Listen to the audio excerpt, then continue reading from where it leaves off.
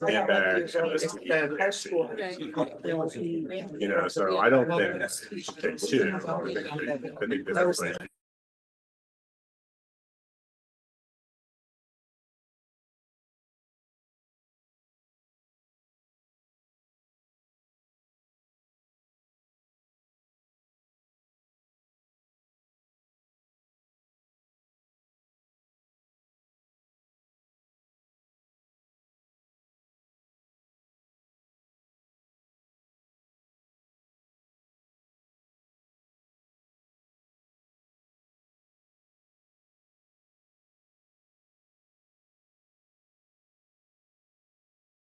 What's that? We are live. We are live. live. Microphones are on. We're live.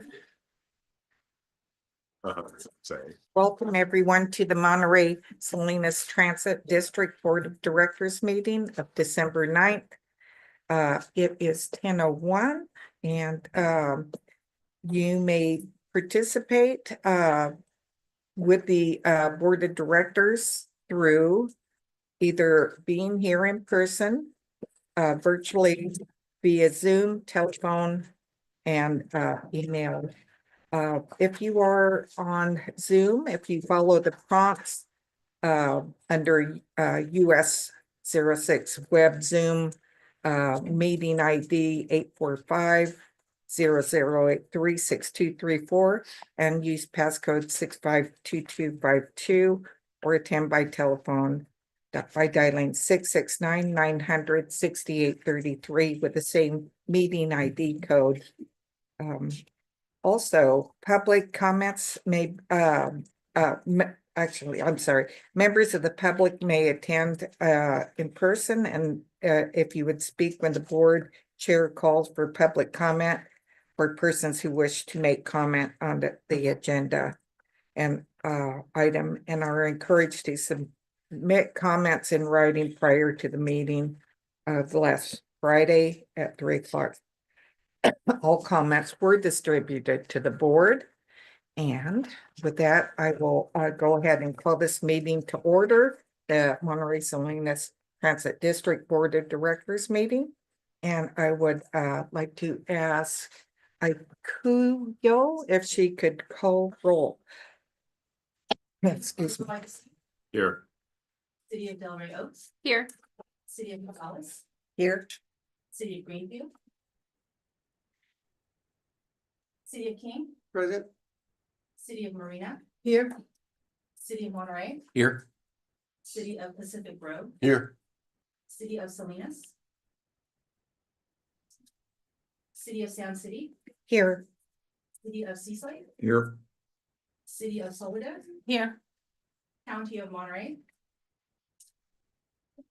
Madam Chair, your form. Okay, thank you. And at this time, I would like to ask Director Barron if he would honor us in the lead in Sure. the Pledge of Allegiance. Thank you. I pledge allegiance To the flag of the United States of America and to the republic for which it stands, one nation, under God, indivisible, with liberty and justice for all.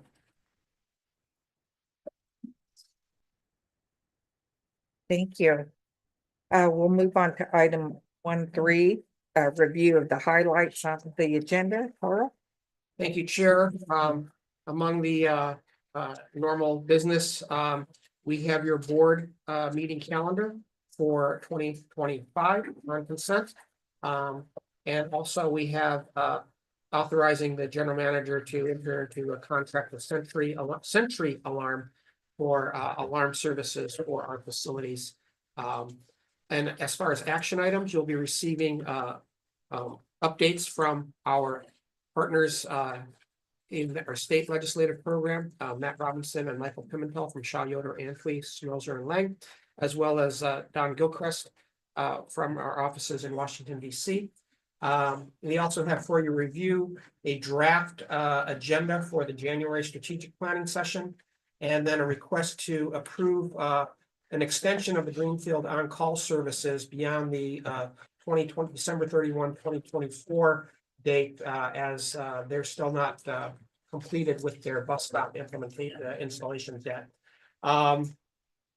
There is no closed session on this agenda, but directly following the agenda, there is this board meeting, there is a meeting of the Monterey Salinas Transit Corporation that will be held. It should be a very short meeting, but one that is required for us by law to have at least one meeting a year in order to maintain this corporation's status if we choose to use it for future purposes. More explanation to come there. That concludes my review of the agenda. Thank you, Mr. Sador. With that, we'll move on to item 2, public comments on matters not on the agenda. So at this time, members of the public may address the board on any matter related to the jurisdiction, but not on the agenda. There is a time limit of not more than 3 minutes for each speaker, and the public is encouraged to engage in respectful dialogue that supports freedom of speech and values diversity of opinion. Failure to engage in respectful dialogue will result in the speaker being muted or required to leave. The committee will not take any action on today's comments, but may later follow up at another time, either with staff or another agenda. With that, I see a familiar face, and I'd like to welcome Mr. Torres. Welcome. Gracias, thank you. Mi nombre es Luis Torres, soy miembro de Greenfield. Vengo en representación por unos seniors que tienen como unos inconformidad con algo que está pasando, va a pasar en ciertas áreas, como en las ciudades como Soledad, González y Quincy, pero estamos hablando específicamente de la ciudad de Greenfield y quiero pasar a miembros de los seniors para que hablen su inconformidad. Do we have an interpreter? We do. Yeah. Is that? So he's here. They do have some concerns regarding Gonzalez, Greenfield, and King City. He will be having someone coming in from each city, letting you guys know what their concerns are regarding Okay, those places. thank you. And this is going to be on the agenda. So is this item? This MST on call services? Yes. It is, okay, Okay. that's item 5.4 on the agenda, so we would want to wait until that item comes on the agenda before we have public comment. Is that? Yes. Yeah. Okay, Yeah. That's what I. thank you. And for the record, we now have all the board members here and present. And so, Absence, cities. with the exception of Tony Pereira, and he did let us know that he would not be at the meeting. Thank Sure. you. Yes. Since Mr. we do have significant members to speak on that item, can we move that item first? After public comment and then take care of that? Okay, so the request is to move it from 5.4 to 5.1, basically. No, actually just after public comment before consent agenda. Okay, We can do that if I have a consensus from the. Yeah, we'll see what we do. Okay. Yeah. Okay, we will do that. So, with that, I will call for anyone else for public comment on matters not on the agenda at this time. You see anyone? Do you assume not seeing any hands? I do not see any hands. Okay, with that, we'll go ahead and close public comments on matters not on the agenda. And we will go ahead and move action item 5.4 up next on the agenda. And we'll get to that item. So at this time, we have moved action item 5.4 to the next item, and you can find that on pages 61 through 68 in your agenda. And this is consideration to extend Greenfield on-call services. And our staff report will be given by Emma Patel, and she is our planning manager.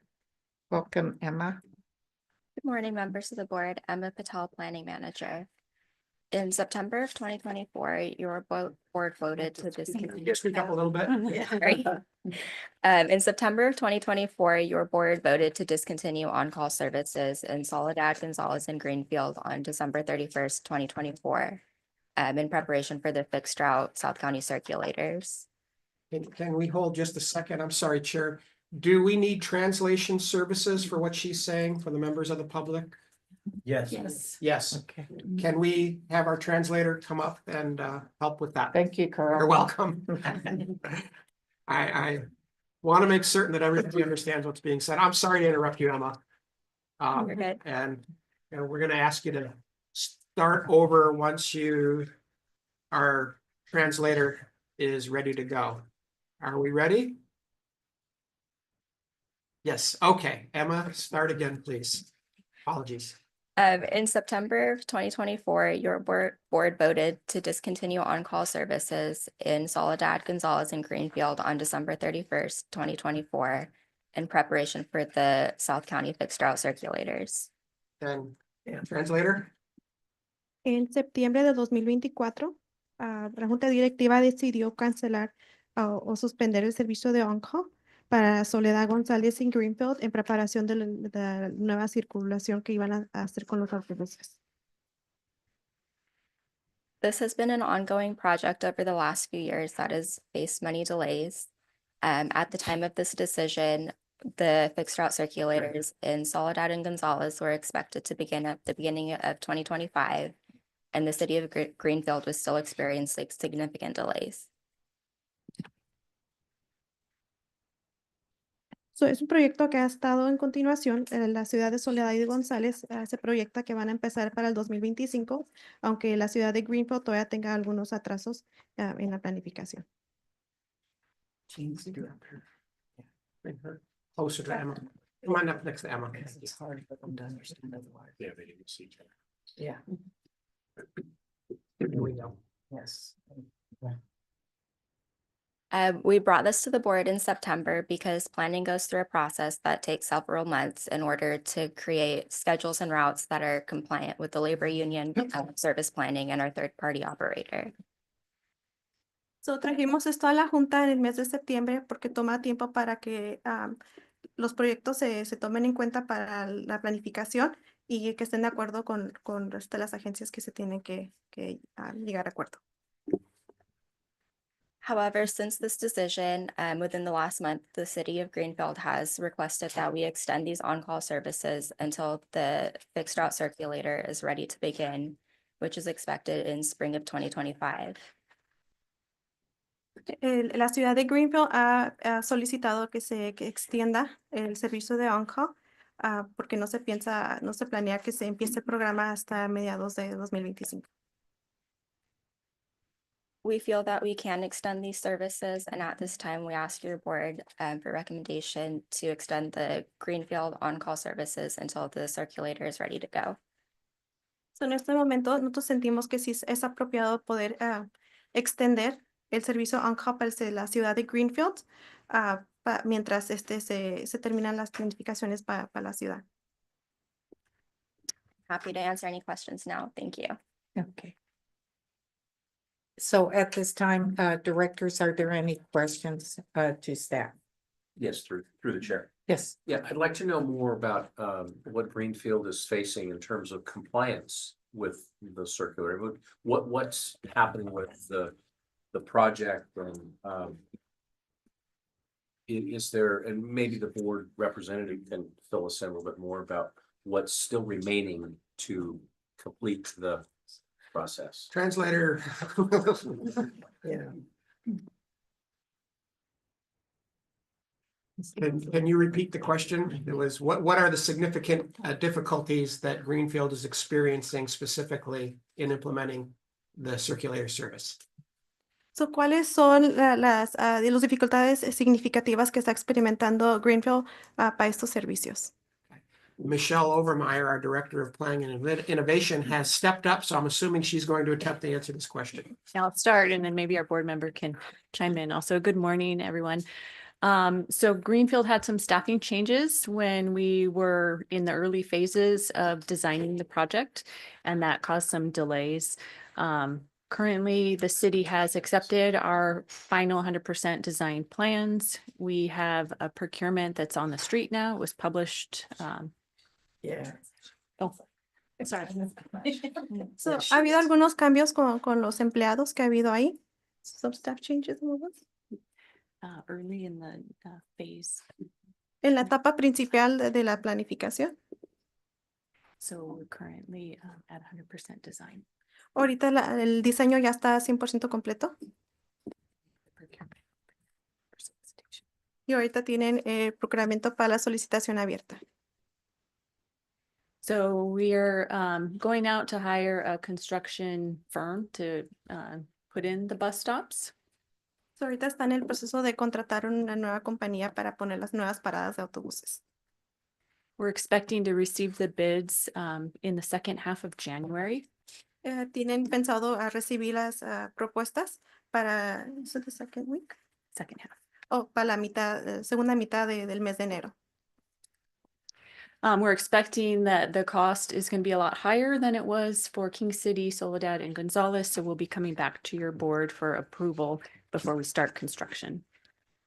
Piensan que la estimación del precio va a estar en aumento comparado a la ciudad de King City, Gonzales And Soledad. y Soledad. And so we're expecting that, assuming there's no weather delays, that the circulator for Greenfield should be up and running in the spring. So, esperemos que no tengamos ninguna dificultad con el clima. Esperemos que para mediados del año ya tengamos ya el circulador ya que esté corriendo. So the item before you was to extend the on-call from the end of December, when it's currently scheduled to end, until when the Greenfield circulator starts in the spring. So, le estamos solicitando a la Junta que si pueden aprobar de extender el servicio de on-call para en vez de que termine para el mes de diciembre, que sea para mediados del año. Did that answer your question? It does, thank you. All three. Teamwork. Thank you.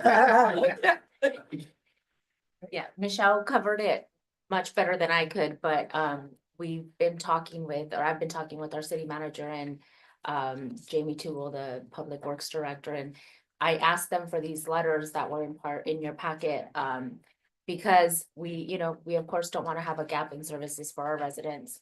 That was never the intention, but the intention kind of was to make sure that this got going and there was a little bit of a fire lit so that we could get things moving, and things have moved along better. But now of course we want to make sure that our residents continue to have the services. In between, we had I think maybe some of the people that are here to speak today, they're concerned because they definitely rely on the services for basic needs and accessing their basic needs and doctor appointments and such. So yeah, the community also really came together to let their voices be heard, that we need to hold our end of the bargain, our city staff accountable to make sure things move along in a timely manner. And so that has happened. That's the positive that has happened out of this. But yes, we do hope to extend the on-call services for our residents.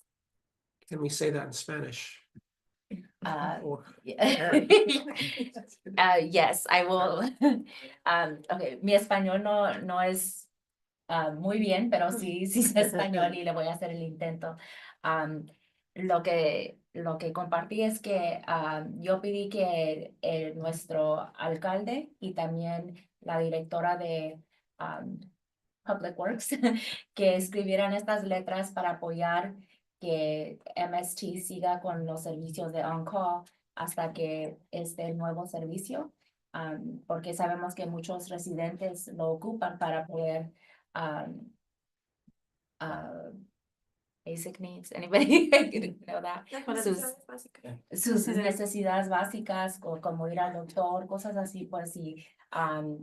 El intento de parar los servicios nunca era que los residentes sean los que sufran o que no tengan servicios, era porque necesitábamos también que la ciudad de su parte haga el trabajo necesario para que esto pase en tiempo como debería, porque ya son años que han estado tratando de hacer esto y de esa parte pues sí funcionó, porque la ciudad sí está haciendo su parte ahora para que este servicio se se logre, pero sí estamos pidiendo el apoyo de la mesa directiva que aprueben que siga el on-call service. I think I said everything. Thank you. Well, we have to ask them. Any other directors at this time? Comments, his staff? I have some comments, Chair, but I'll wait until after the public comments. Okay. All right. So at this time, we will go first, thank you staff and everyone for your translation skills. It's all on the fly. We're not aware of issues coming, so. So at this time, I will go ahead and open up public comment. So if you would come up to the dais and state your name and comment, and can we have that translated?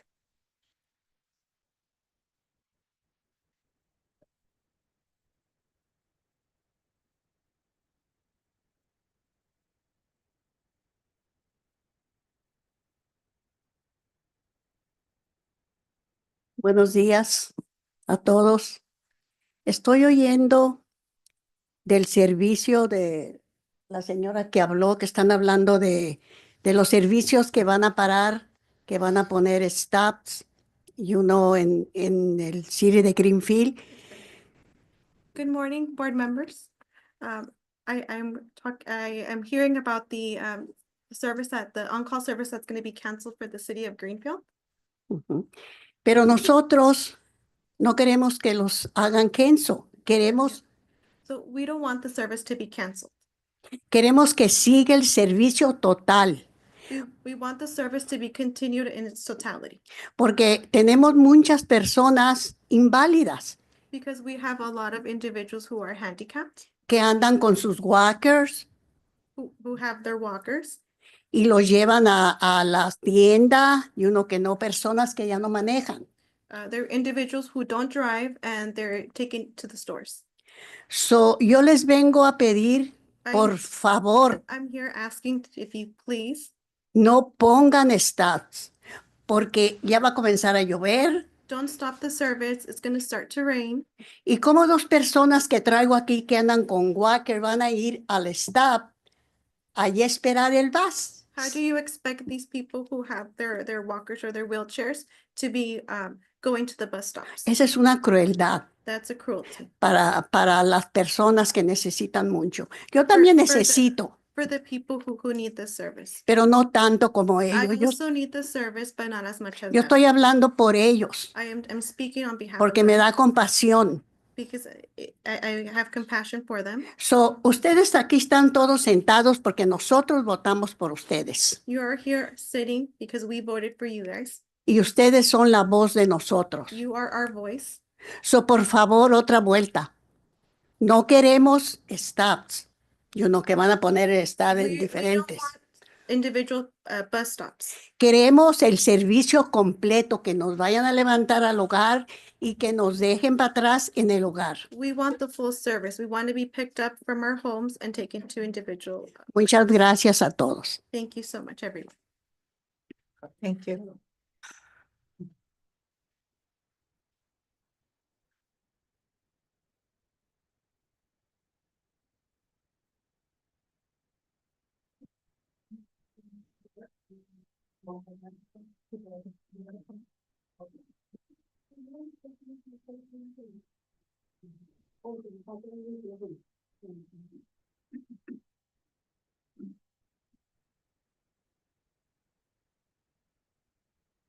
Hi, I'm Carol De Leon and I live in Greenfield and I ride a scooter. And it would be very difficult when it rains and stuff to go on my scooter to the bus stops because it can't get wet because it's motorized. I plug it in every night. And it's like I can't walk very far. So that's why I use a scooter. And that's why the MST on-call is a great thing. It takes me to the store, it takes me to a doctor, it takes me everywhere.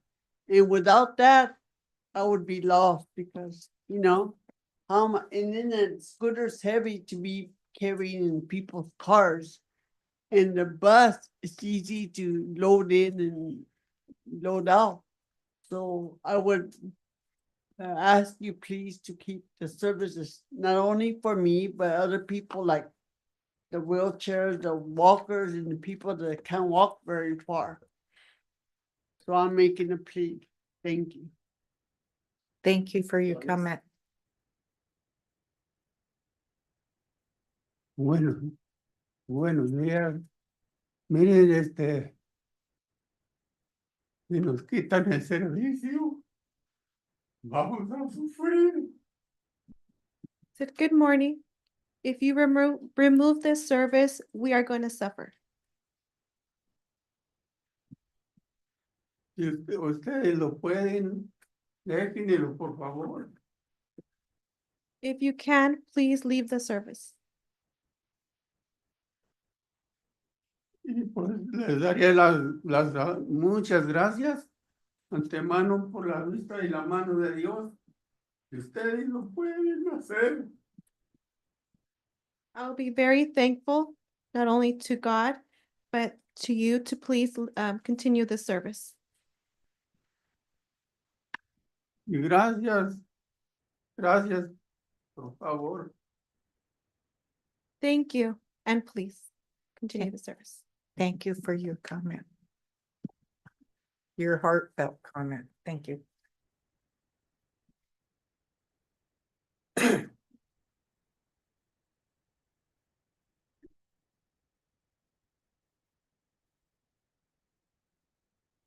Okay, hi, my name is Geneva, and I'm here because I need the service from the bus.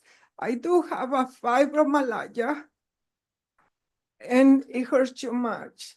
I'm not able to drive no more, but I'm here for everybody, all my neighbors and all elderly people, the one we use the bus. Please, I ask you not to take the service away from us. Thank you so much. Thank you for your comment. They have some signatures they would like to leave. And she has a letter as well. Okay, you can leave those with our acting clerk. Thank you, and we'll make certain those get added to our board minutes. Thank you. Thank you. Gracias. Que muchas gracias a todos. De antemano, gracias, Thank you. Public comment is still open for anyone else in the group conference room or via Zoom. And I'm not seeing anyone, no hands. So we will go ahead and close public comment, and I'll bring it back to the directors at this time. We will need translation for what the directors say. I'll start with Anna Velasquez. These are honorably. Yeah, I'm gonna start and I'm gonna start my comments in Spanish and then I'll make my comments in English. Thank you. So, buenas tardes y gracias por venir aquí. Para todos los que hablaron hoy, gracias por venir. Gracias por darnos sus testimonios de qué importante es este servicio para ustedes. La mesa directiva está aquí para tratar de hacer los servicios mejores para nuestra comunidad. Y hemos estado trabajando en esta porción de estos servicios por más de 3 años, tratando de mirar, especialmente en el sur del condado, en González, Greenfield, King City y Soledad, cómo podemos probar mejores servicios. Para mí fue importante escuchar sus palabras de on-call service y cómo se está utilizando y qué es lo que podemos hacer. Tengo unas preguntas que voy a hacer que es un poquito más sobre qué tipo de outreach se hizo de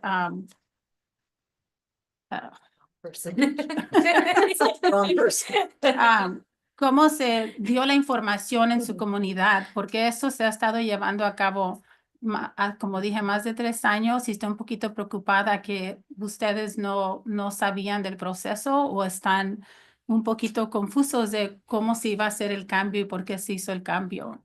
So I'm just thanking them for coming here, for speaking, and that it's important for us to be able to hear from our community members, especially from our seniors, because we're trying to provide as a board the best transportation services possible. And throughout the last 3 years, we have been we have been looking at the operational analysis of how we provide services in South Monterey County to be able to provide better transportation services to our community. And this is where we're at. I was a little concerned about some of the outreach process that may or may not have occurred, because it seems like there's some confusion in regards to the new circulator, and also it seems that there's a need for the on-call services, and just kind of a little bit confused about what conversations have been had in the city of Greenfield in regards to that. So I told them I do have a couple of questions in terms of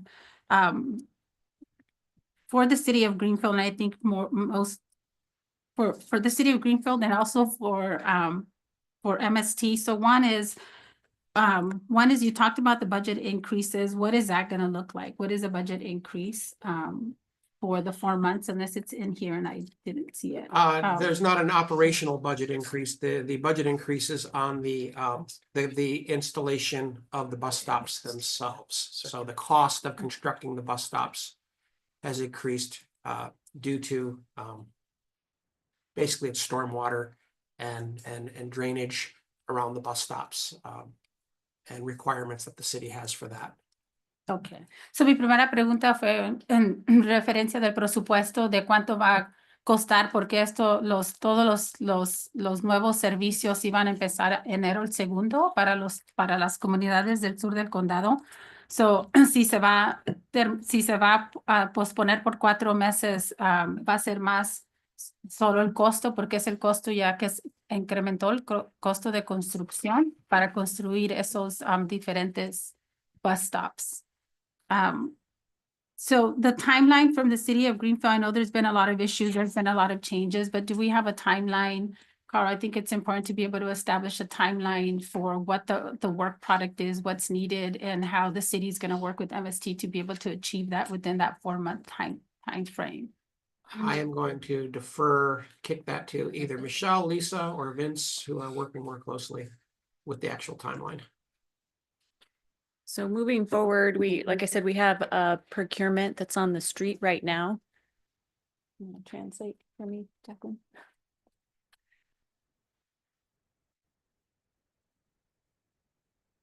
We're looking for a firm to construct the bus stops. Están buscando a una compañía para construir las paradas de autobuses. The bids are due January 16th. Los presupuestos están para que se entreguen para enero 16. We'll review the bids, and then we'll be coming back to the board because we expect the cost to be above Carl's signing authority. Vamos a revisar las propuestas y lo vamos a traer aquí a la junta directiva porque estimamos que va a ser una cantidad mayor de lo que pueda firmar el señor Carl.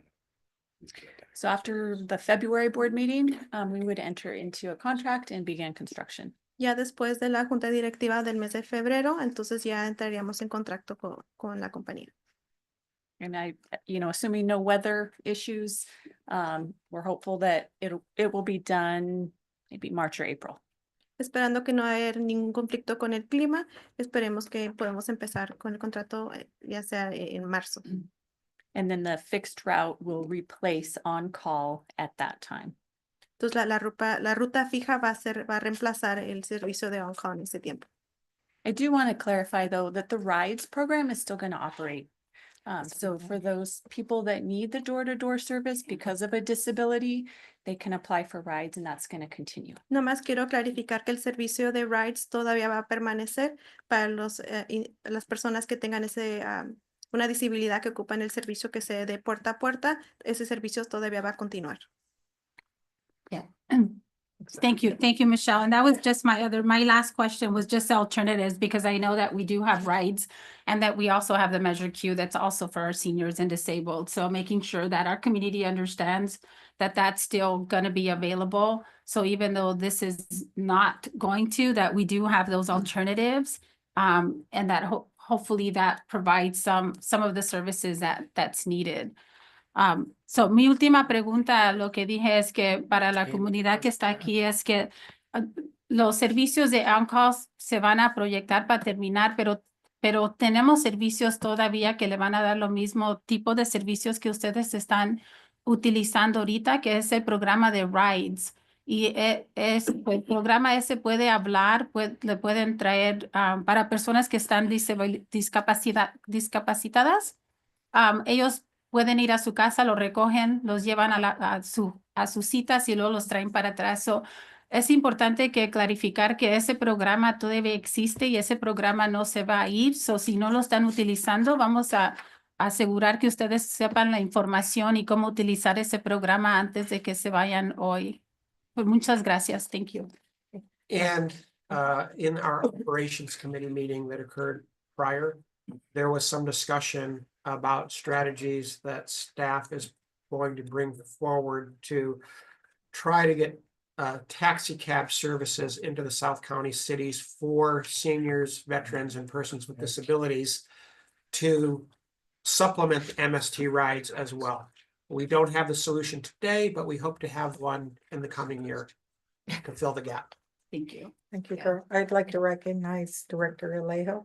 Yeah, first of all, thank you to Councilmember Rodriguez, or Director Rodriguez, for your efforts in helping with this effort and meeting with your constituents in Greenfield. But I just wanted to let the residents know they were very effective in their advocacy. Not only coming here today to be a face that we often don't see at our meetings, but they really remind us all who really relies on MST services. They also had talked to Supervisor Chris Lopez, who contacted me, and then we in turn contacted Carl. So they were talking to everybody they should be talking to. And in the end, we're talking about maybe other strategies to be able to enhance services to the residents of Greenfield and South Monterey County. Yo nos quiero agradecer, decirles que hicieron un trabajo efectivo en su abogacía, porque no solamente con la concejal que tuvo las juntas en Greenfield, pero el supervisor Chris López, que también habló conmigo, y también hablamos directamente con el director ejecutivo de MST. Pero gracias por venir, porque las voces de ustedes muchas veces no están en este salón, y sabemos que ustedes son la cara de no solamente ustedes, pero de muchas personas más que defienden este servicio de MST en sus comunidades. Y por su abogacía ahora estamos hablando de quizá otras ideas que podemos mejorar servicios en el sur del condado de Monterrey. Gracias. Muchas gracias. Thank you. I wanted to address a little bit of what the question was about, what kind of outreach has been done. Because I did find that there is a big gap in knowledge about this happening in Greenfield, despite it being presented in council meetings and such. So when this came up and we started having residents show up at our meetings, I have been in contact with a lot of residents. I've shared in meetings that this has been the one issue where I've spoken to the most residents in our community than any other thing that I've dealt with while I've been on council. And so part of what I've been doing is attending the monthly senior socials. I took, Carl was great and provided, and the staff provided a bag full of all different packets of all the different services, because my goal was to really educate our seniors on what those other alternative services are and how they could qualify for them. So I spent time there, and I'm gonna be there again tomorrow at this month's senior social. But also connecting with like the resident managers at our senior living facilities. Because if they know everything, a lot of times the residents go to them when they're, you know, in a panic or anxious about something coming up. And so working with them to educate them on what's coming so they can share that information with the residents. So they are the population of our community that is the most anxious about these changes. But we are trying to do what we can to really get the information out there. Unfortunately, one of the biggest things that I do hear constantly is, how do we stop this? The message that we heard today here is stopping the circulars because, you know, that's gonna end the on-call. And so part of that education has been that this is a process that has been ongoing for a while. It's been approved, every phase of the process has been approved, that we're not stopping the circulars, you know, but there are these other services that we can use to fill in the gaps. So that's, you know, kind of the work we're doing on our end in the city, trying to get everybody on board. Thank you. I was waiting for you to make the motion. Oh, so I would move to approve. And I'll second that, and I do have a comment. Okay, we have a first and a second. There was a staff recommendation on page 62 to continue to serve the residents of Greenfield in the interim, and that the board provide direction to continue on-call services within the city of Greenfield. On-call services until 9:33 Greenfield becomes operational. We had a first and a second and comments. Yeah, Mike? and just one, thank you for all the reaching out you've done with your community. But two, I think to make it absolutely clear, on-call is available to anyone in the community. Their circular will be available to anyone in the community. The rides program is specifically for those that have disabilities, seniors, and that does not stop. And that message obviously didn't get through. So I would ask that staff, for every member of the public came today, to make sure they're signed up for rides and have all the information they need to pass on to their friends as well. So that we can push that through. That's what Yeah, thank you for that. Thank you. Just a question. I think some translation needs to happen for the last two speakers. Oh, yeah. Can we say there's been numerous outreach activities within the city of Greenfield and senior services? And that MST staff will be working within this community to make certain everybody who needs the MST Rides program has access to it. So MST ha hecho lo posible por tratar de comunicarse con la ciudad y sus vecinos para dejarles saber que del programa que va a hacer.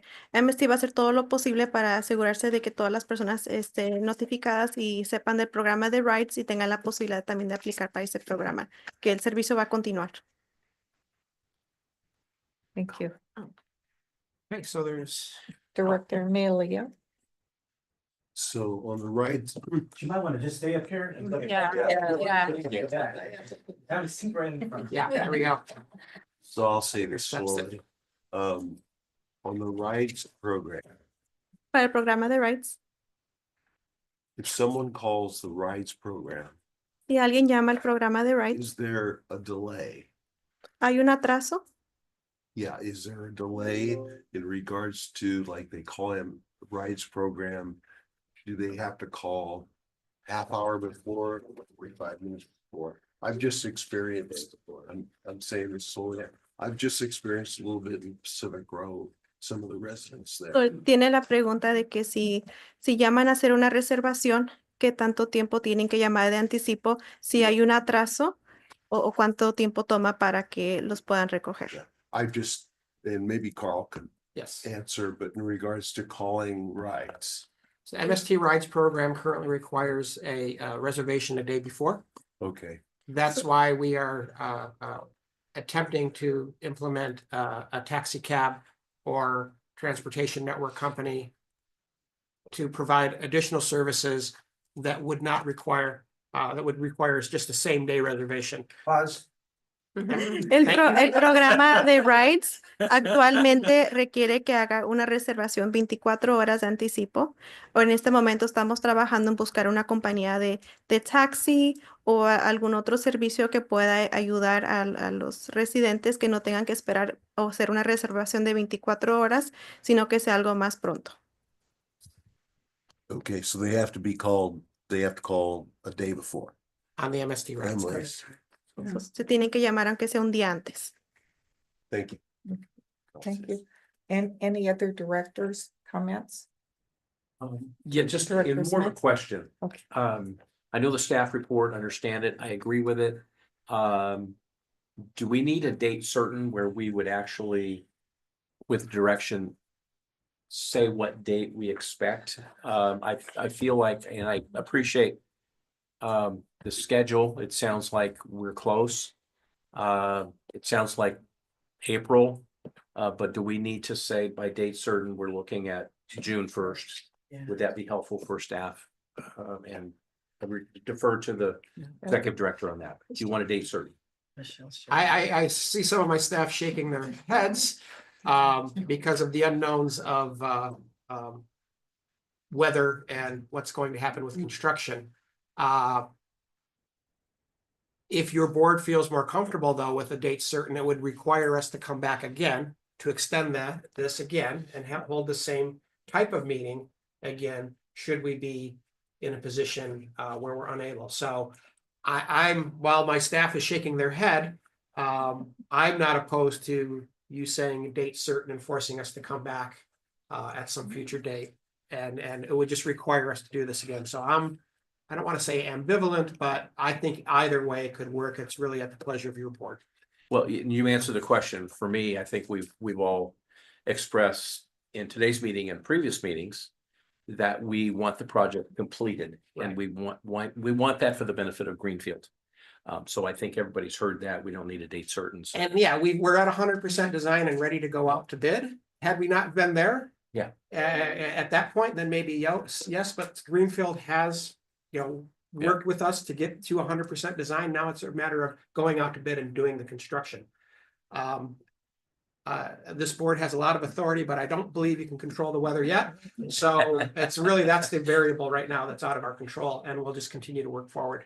Well, since I don't have that power, I'll retract that and not want to have a date certain. My last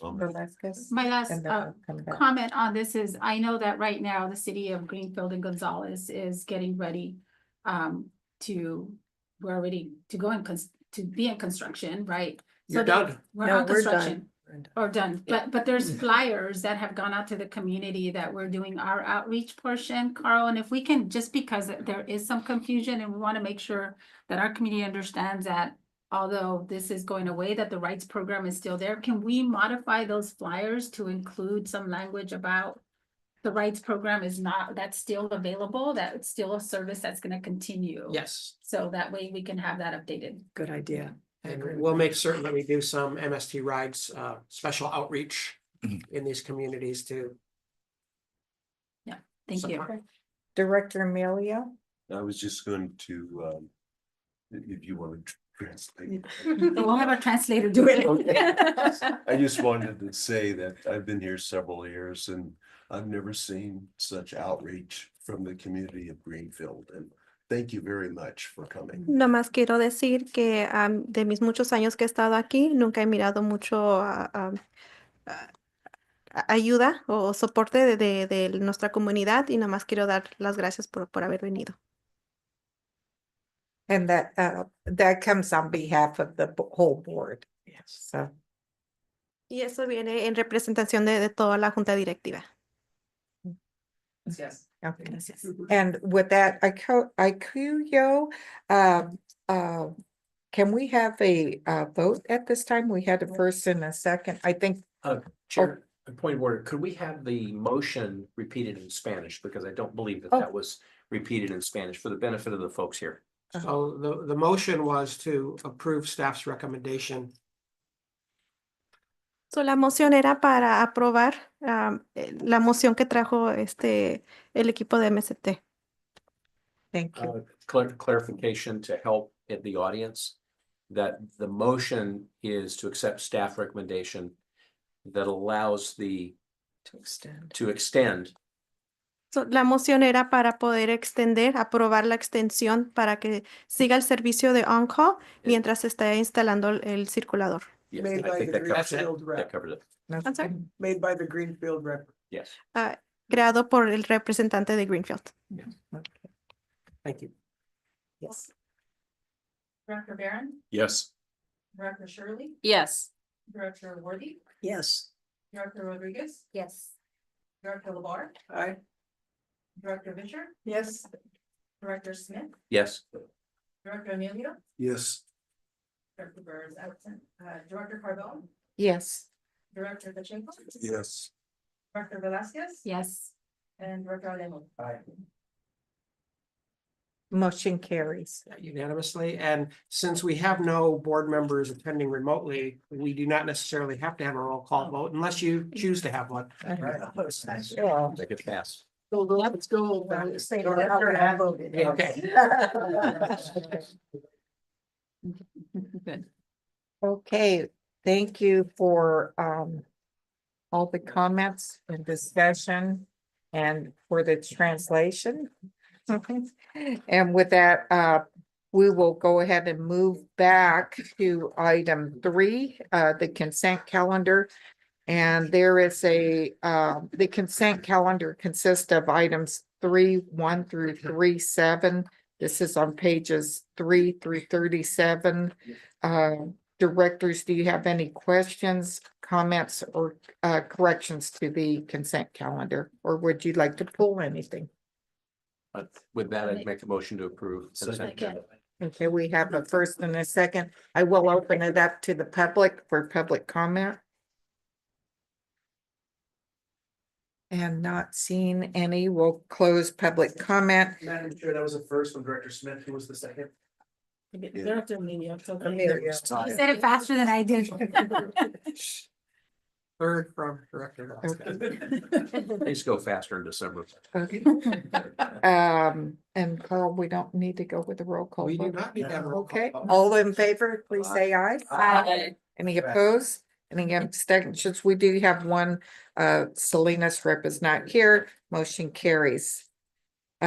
We will go ahead and move on to the next item, item 4. There's is no public hearing. So we will continue on to action items. And we will go to item 5.1, page 41 on your agenda.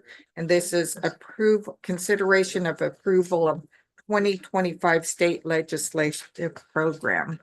And with that, we have Michelle Overmeyer, Michael Pimentel, and Matt Robinson to give us a staff report. Good morning, board members. Michelle Overmeyer, Director of Planning and Innovation. This morning, I'm joined here in person by our Sacramento advocate, Matt Robinson, and then virtually, it looks like Michael Pimentel was able to join the Zoom. So Matt is going to give you an update on things in Sacramento and then discuss our state legislative program. And we will be asking you to take action and approve this program. So I'll hand it over to Matt. Thank you and good morning. I'm gonna move that up a little bit. Thank you and good morning. As Michelle noted, Michael is online, but I'm gonna handle the presentation today. If the questions get a little bit too tricky, I may turn to him for some help. But I expect that I will be able to move you through this. As Michelle noted, before we dive into the state legislative committee approval, I'm gonna go through a few of the things that we highlighted in our board report, which is actually item 7.3. If you have questions about anything that we've written in there, we're happy to take those at the end. Let me begin by noting that I think you're all aware at this point, we had a pretty major election happen in California. Since then have really finally got the results, have been certified by the counties. The Secretary of State will do that shortly here. A few of the big ticket statewide takeaways that we've seen from that election. I think you all are very familiar with ACA 1. That was initially a measure that moved through the legislature that MST had supported for numerous years. That went on the ballot as Proposition 5, but it was scaled back to only include the ability to move forward with local bonds at a 55% voter threshold. Unfortunately, that only was able to muster about 45% of the vote in support. So that proposition did not pass at the statewide level. We had reported through various board reports to you all sort of the changing environment that ACA 1 was operating under as it went to the ballot. I'm not sure yet if we will see a legislator attempt to run that again. Just as a reminder, those constitutional amendments take a 2/3 vote, not an easy bar. And speaking of the 2/3 vote, it's worth noting we have maintained those supermajorities in the legislature for the Democrats in both houses. There are currently 60 Democrats in the assembly and 19 in the assembly, or sorry, and 19 Republicans. That's because Assembly Member Vince Fong, former Assembly Member Vince Fong, I should say now Congressman Fong, was still on the ballot in the Bakersfield election. So they will have to have a special election to fill that seat. And then we are fairly certain it'll be a 60-20 Democrat Republican assembly. No major changes in our delegation in the assembly. So we still have very fortunate to still have, I should say, Speaker Rivas running the assembly, as well as Assembly Member Addis. And then in the Senate, they did lose a seat. Senator Newman was not reelected from down in Southern California, someone who's been very supportive of transportation issues over the years, generally a pretty well-liked guy. He lost his election. He was redistricted into a district that became a bit more of a challenge. But having said that, the Senate will still maintain a supermajority with 30 Democrats now and 10 Republicans in that House.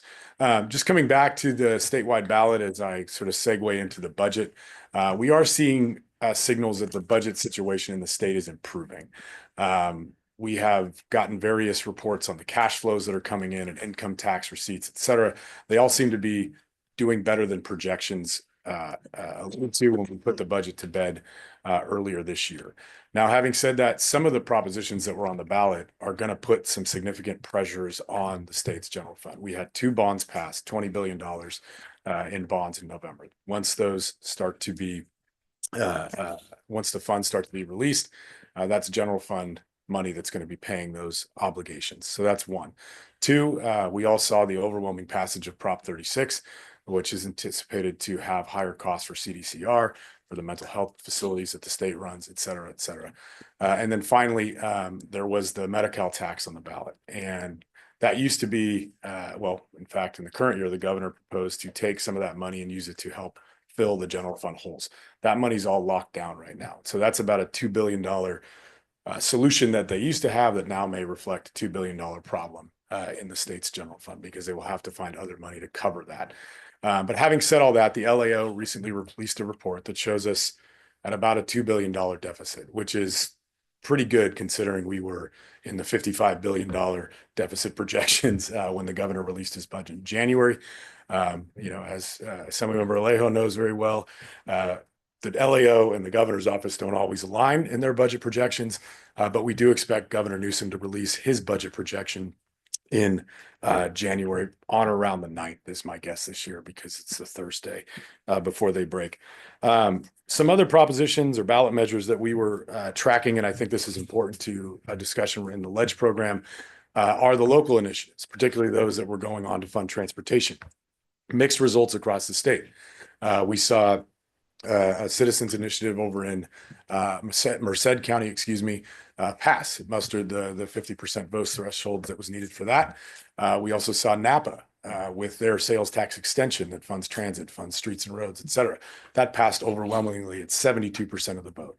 And then we had others in San Diego. There was a citizens initiative that was on the ballot that failed.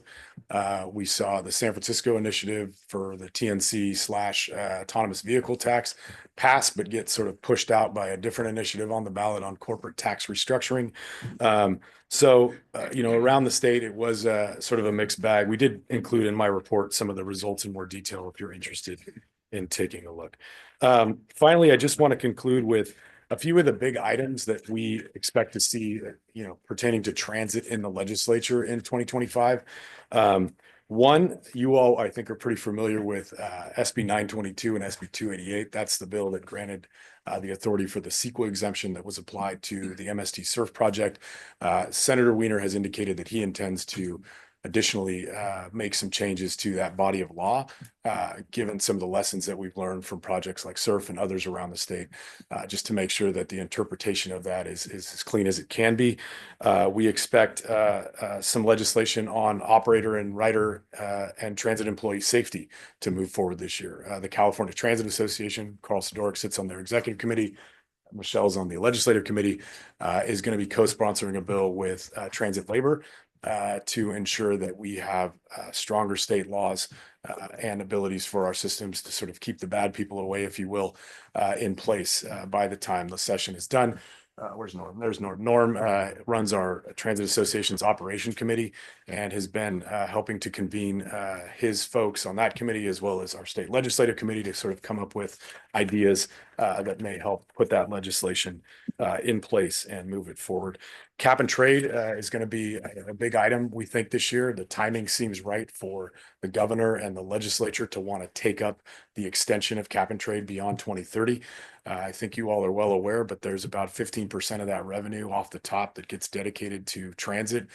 We are paying for some of the surf project out of the TRCP. Some of MST's facilities in the past have been paid for out of the TRCP. And I believe, Carl, you just received another award for some of the fare integration and ticketing, wayfinding, et cetera, from the TRCP program. So it has been a pretty robust source of funding for MST since its inception in 2014. And I think we all in the transit space will be fighting to keep the programs like that in place, as well as, if we can, grow those programs, get more money for transit operations, et cetera, et cetera. And then, if it's all right, Madam Chair, I will go ahead and turn to the state legislative program, the action item for today. I covered one of the highlights already, but I will note that the major changes are the operations, the operator protection, rider safety bill that the Transit Association is likely going to co-sponsor. We've added that. That's on page 43 of your agenda, excuse me. That would be 2SC, the change text that's in there. Under 3SA, we have covered the MST authority to go out and seek legislation to extend, if not grow, the existing 1/8 cent sales tax that MST has in place currently. And then I'm going to go ahead and just go to the last page because those are the two other major items on page 46. That would be 4S, I, and now new J. I mentioned that CEQA reform bill. I think that's something that MST is going to want to keep a close eye on, given the implications for some of its work. And we have worked with Carl and the team before on streamlining the elements of what was then SB 922 to make sure that they actually work for transit when we go ahead and try to move those types of policy goals forward. And then finally, this was something that came up at the committee when they discussed the program that we just wanted to make sure was clearly enumerated in the program. And that is the ability to modify the Surplus Lands Act to allow transit agencies across the state, frankly, to generate more revenue for their operations from the properties that they own. For those of you that may not be super familiar with the Surplus Lands Act, once an agency declares a property surplus, and that's defined in the bill, and that can be either you're selling it or you're going to lease it, there are various steps one must take. And in order to use your properties for, say, a lease and then generate or take that lease revenue and put it back into your system, there's a pretty extensive exemption process one must go through. We might work to try to see if we can just define those types of situations as necessary for an agency's use, and then we would not have to follow the steps in the Surplus Lands Act. That's an idea that has been discussed at the Transit Transformation Task Force, and may take, another session or two before we actually move forward with the bill. But should something pop up in 2025, we wanted to make sure that we maintain the cover for MST to be supportive of those types of efforts.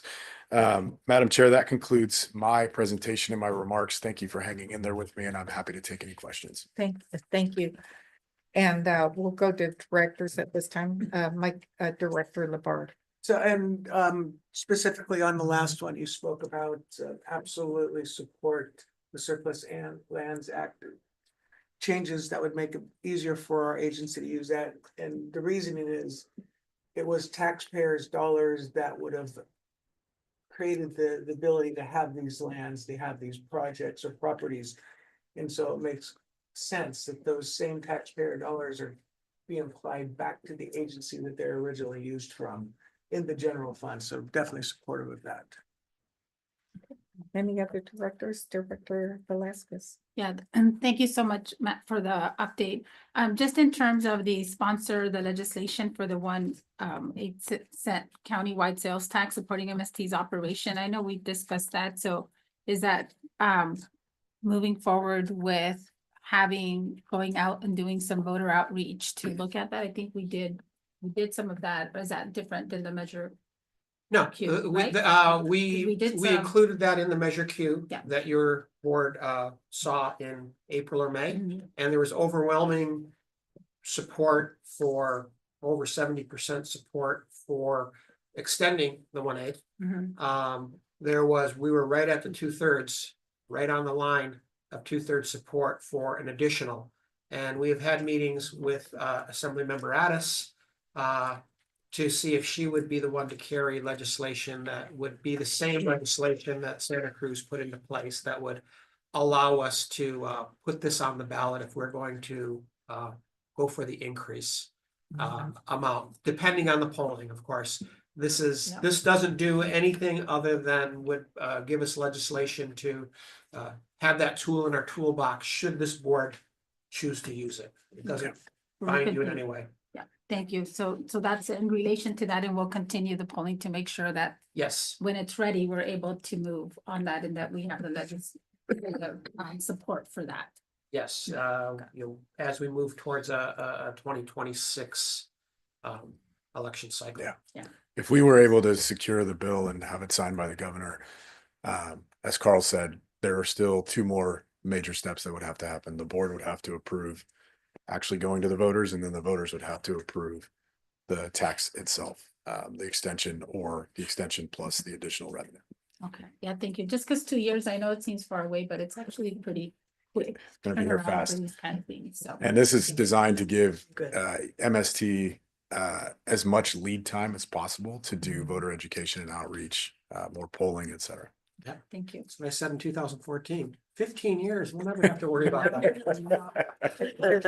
Director Alejo? Yeah, And thank you, Matt, for your presentation and for your work for us in Sacramento. Obviously, the budget, as you mentioned, is not as bad as what we were facing last year. But previous efforts did help us in the budget get some additional transit funding. The most recent, our county got 50 million through TAMC, Transportation Agency, Monterey County. 25 came to MST. That helped us at our special meeting a few days ago to be able to use that money to pay the costs that were needed to complete the SURF project in light of new hurdles that project had. The other 25 went through rail projects in King City, Salinas, and Pajaro. That work wouldn't be done without that transit funding. So if there's those opportunities, I just wanted to speak to look at those opportunities where there might be that type of additional gain in the state budget.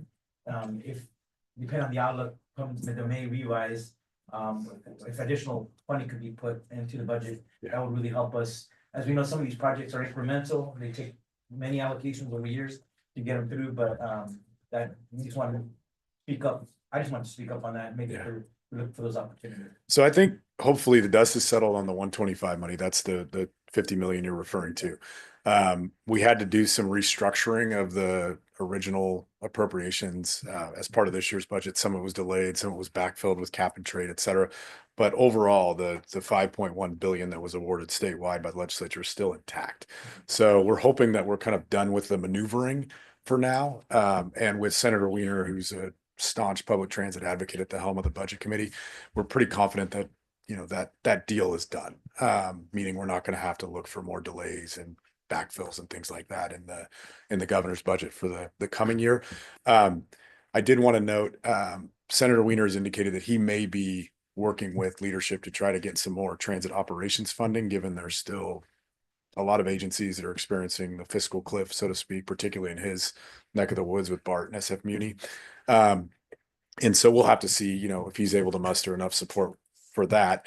But the thing that I would just remind everybody at the table here, cap and trade is an option. It's going to be, I think, a really good opportunity for transit in particular, given the state's goals and how we play a role in that, to get a significant portion of that. And you know, you guys all know who's in the driver's seat in the assembly. And so we're just going to need to kind of carry that message to Speaker Rivas to make sure that he's also fighting for it within his caucus and with his colleagues, because again, I do think we have a real opportunity here. And so, of course, we, you know, talk to your staff every week and look at how we can not only utilize MTC as a or excuse me, MST as a body, but also the members of its board. So, yeah. Thank you. Thank you, Director Alejo. And Director Yeah, Barron. Quick question. Need some clarification on 3SA, the legislation that we were talking about, just that Director Velasquez was talking about a minute ago. What happens if we do not have this legislation? Do we not have the authority to renew our 1/8% sales tax? We have Put the on the authority to renew our 1/8 cents. We don't have the authority to ask for any additional. Oh, this is because some of the jurisdictions are at the cap. Okay, thank you.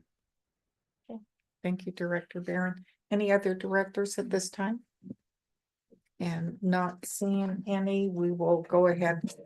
Thank you for your presentation. We'll go ahead and move on to public comment.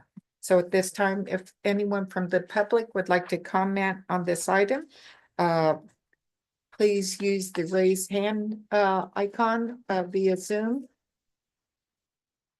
I'm not seeing anyone in the conference room at this time.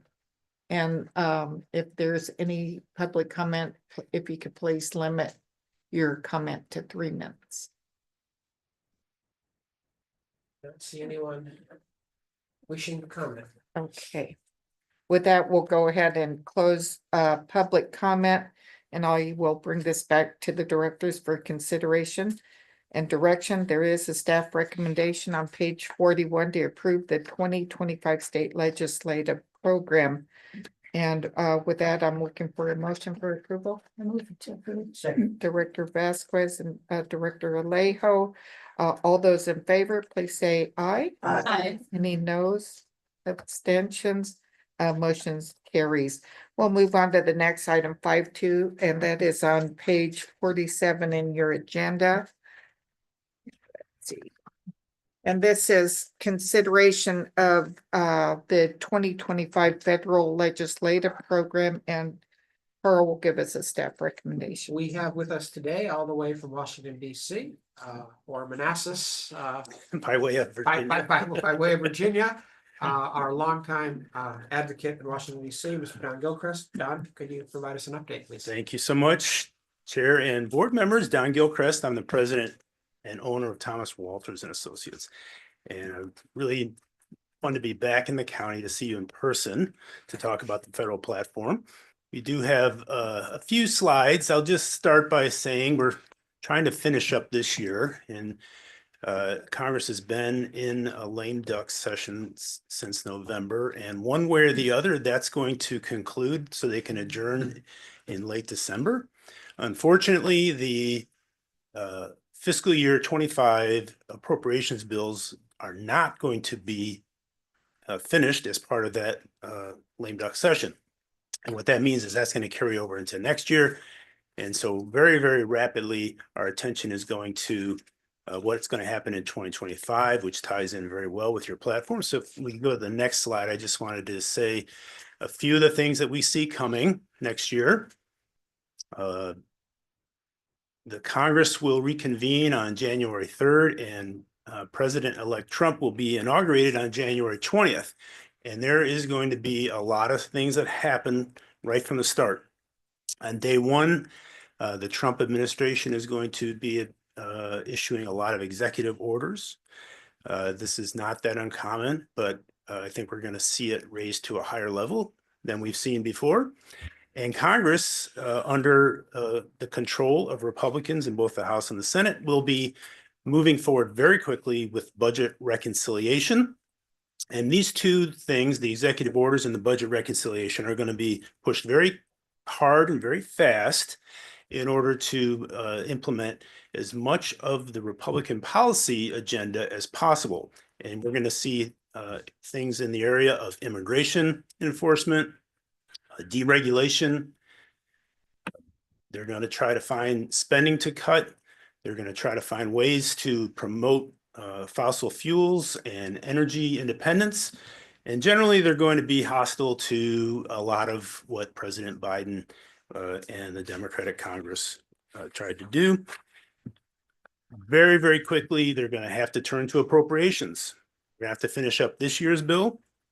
And for MST, that is primarily about the transportation appropriations bill. We have a $1 million earmark in there for your King City facility. And we are anxious to protect that and see that get enacted.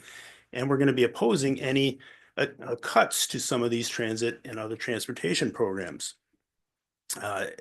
I think they're going to be going in that direction. And so we're going to have a fight on our hands. As soon as we get 25 done, we're going to have to start FY26. And a lot of the same issues will come into play. In the background, there's going to have to be a debt limit increase, and those are always difficult.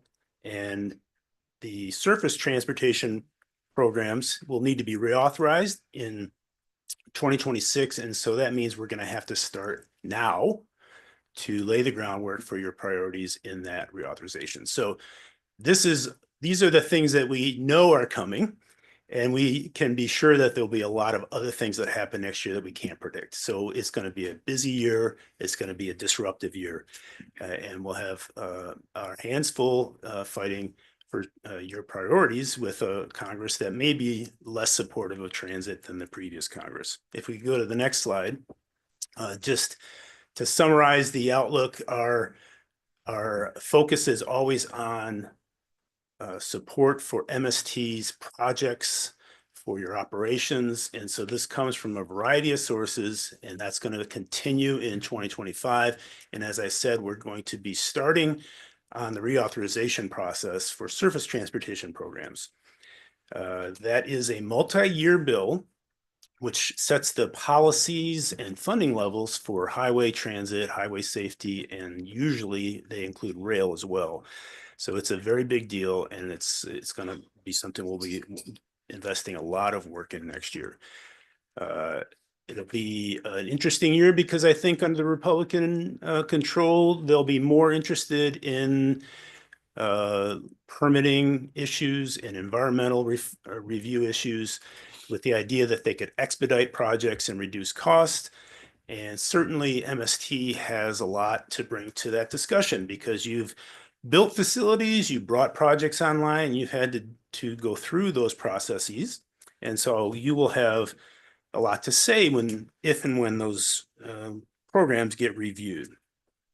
Just going to the next slide, I'm very quickly going to move into looking specifically at your federal platform. There is a lot of continuity with your previous platform. And that's because your goals and what you're trying to accomplish remain very similar.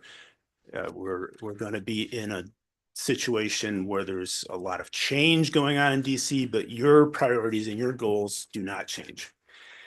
And as we go forward, we've had to tweak a little bit, but by and large, there haven't been a lot of changes to this. I'll just say, first, we'll be continuing to engage in cooperative support among your partner organizations. And I just want to say your staff does an excellent job being involved in APTA, CTA, and those types of organizations, the Bus Coalition. And we work closely with them on the matters that we share in common. We'll have our own agenda. We'll have your own priorities, but to the extent possible, we coordinate that with our partner organizations. And that's particularly true in a surface transportation reauthorization. We'll also be working to ensure the short-term and long-term transit funding stability and expansion. And this is simply recognizing that the infrastructure law that was enacted in 2021 brought a lot of funding to you through federal formulas. It also provided grant opportunities.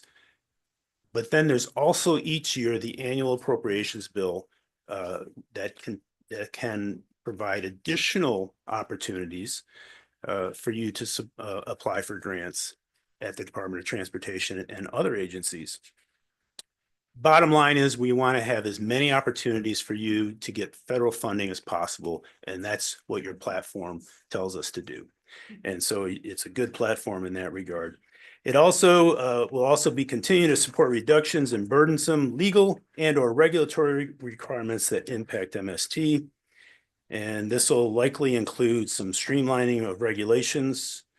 The idea is just to improve your ability to plan and implement your programs and deliver service. When we have the White House and both houses of Congress under one party's control, there can be overreach on issues sometimes, and we'll see how this one plays out. They may overreach in the area of environmental review, but I think we can have some very productive conversations on that topic and find some common ground with the folks that are running Congress next year. And finally, MST will continue to engage in various activities to raise your profile and role in federal legislative issues. This is our lobbying effort in DC, but also here in Monterey County. And this involves outreach to members of Congress and the administration. And your staff does a wonderful job hosting and showing around tours and things like that for folks that are visiting. So that will continue. I'll just advance to the next slide, please. Just to say, we do expect it to be a chaotic year next year. It will be very unpredictable. I do think your platform will provide us with excellent guidance on how to represent you in this disruptive environment. So I'll pause there and see if you have any questions for me. Okay, thank you for your report. We'll go to Director Alejo first, and then we'll move over to Director Labar. Unpredictable is a good word, a good way of saying Yeah. it. But, you know, there's, people are, well, what would be your thoughts on whether the new administration would be, hostile to transit projects? And I know major transit project in Chicago, BART extension in San Francisco, we're all trying to rush to get money before the administration changes. What can we expect on how, a new administration that's now aligned with majorities in the Senate and the House, what's going to be their response to transit funding or transit project expansions throughout the country? That'd be one question. And then the second, even though it's not transit related, it's on the mind of many of us. Our county has a very large immigrant population. I think only LA beats us with, we have 33%, we have 29% are foreign born residents. The question on immigration enforcement, I hope we don't see that in our county. But our two largest workforces, agriculture and hospitality, are heavily dependent on immigrant labor, construction right behind them. But if there were to be enforcement actions in our county, I could see how that might impact transit ridership. If there's workforce raids or worksite raids, I think it would have an impact of having other workers stay home or not utilize transit or not commute from the Salinas Valley to the Monterey Peninsula. So it's something that for all of us, I just wanted to raise it, to flag it as an issue, because it could have major impacts on ridership to our workforce, kids stay home from school, impacts on our economy, food prices, many things. But certainly from the transit perspective, I just wanted to flag it, that it's an issue for us if we start seeing those other unintended impacts that will surely come with any type of federal immigration enforcement within our county. Through the chair, I'll say it will be a challenging environment for public transportation funding, but I think we have some tools to put together bipartisan support for these programs. Transportation policy typically is an area where Congress will come together and can find common ground. MST is an interesting agency because you serve such an interesting community. It's not a primarily an urban environment, which is where a lot of the transit projects find themselves. And so I think that puts you at a political disadvantage when you're trying to convince senators from Wyoming and Idaho about the need. But we've faced those challenges before and we've overcome them. So I am actually optimistic about that. What we will see, however, is a much more critical environment for some transit projects. I think they'll be looking at the cost per mile on some of the larger projects, and they'll be looking for ways to see some quick victories in that area by trying to take down some of the bigger projects perhaps. But overall, the program is going to continue. There's going to be opportunities for agencies like MST to thrive in that environment. We're not going to necessarily see the huge increase in funding that we saw in the infrastructure law in 2021. The Highway Trust Fund is not growing at a rate that would support those types of increases. And so that's going to be a challenge. But we'll be looking for partners to work with. And I do think that ultimately we will see something eventually enacted in a law that continues transit programs and transit funding. As far as immigration goes, all I can say about that is I think we're going to see this in the courts for a long time because they're just going to be pushing the boundaries on immigration enforcement. And I cannot predict where that will go or how long it will take to resolve. I will say in the past, immigration policy has had some opportunity for bipartisan. That's maybe a little bit too optimistic of a term, but the idea that some Republicans were willing to engage in negotiations where if you had enforcement first, then they would have a more reasonable approach to some other immigration issues. Not hearing that at all right now. They're all signing up for the Trump program at this point. So that's going to be a tough situation. Yep. Thank you, Carl. Did Yeah. you want to comment? Yeah, if I could, on this, just to, my experience over 36 years now in this industry, through the tail end of the Reagan administration, Bush, a Clinton, another Bush, an Obama, a Trump, Biden, and now another Trump administration. And all that time, in Long Beach and here in Monterey, we've never once not delivered service. We've managed to buy buses. We've managed to build facilities. Under the last Trump administration, we were recognized as the nationwide national transit operator, rural transit operator of the year under the Trump administration. And we funded a new facility in King City. So I don't think it's going to be all that bad. We may need to talk about ourselves a little bit differently. Transit has the most stringent Buy America regulations under any of the 3 or 4 different Buy America rules under the federal government. More content is made in the US for transit than any other project. So I think we talk about that in our discussions. We just change the way we talk. And then with your regard to immigration actions, I think we need to monitor, and for our people to monitor on social media. I've seen it in the past. It's been more than a decade, maybe more than 2 decades. I have trouble. It all kind of blends together now. But I do recall there being early days of social media, rumors of ICE on board buses.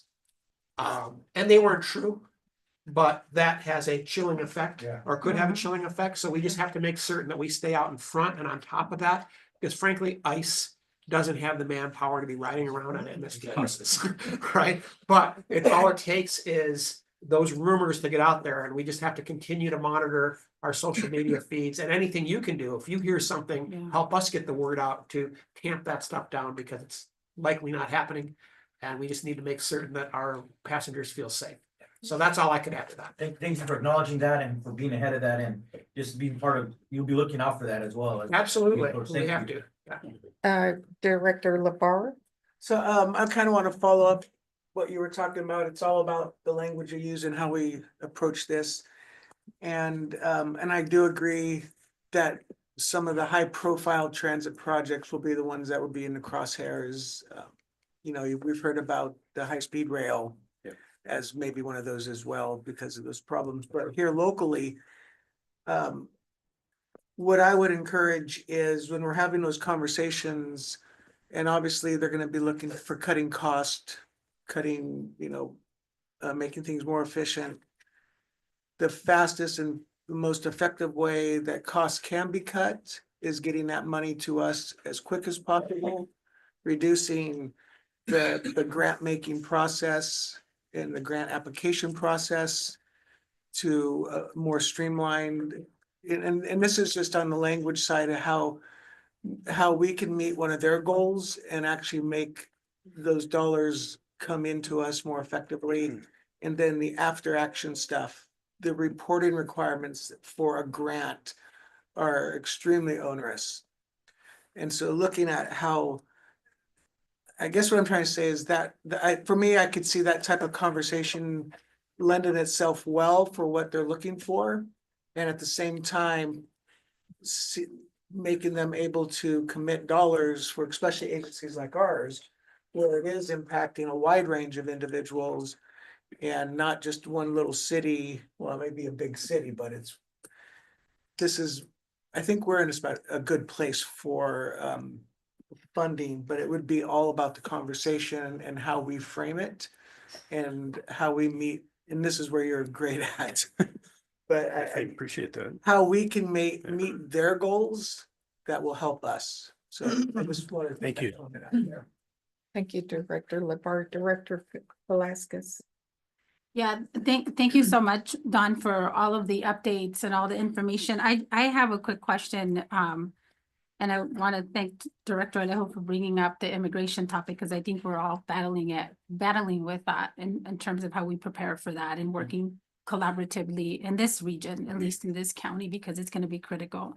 But I do have a question, because I know we were Chair Carbone and myself, we were at the CTA conference in San Jose last month, and I know one of the things that came up was there's still a lot of issues, especially with our transit having to transition into zero electric buses.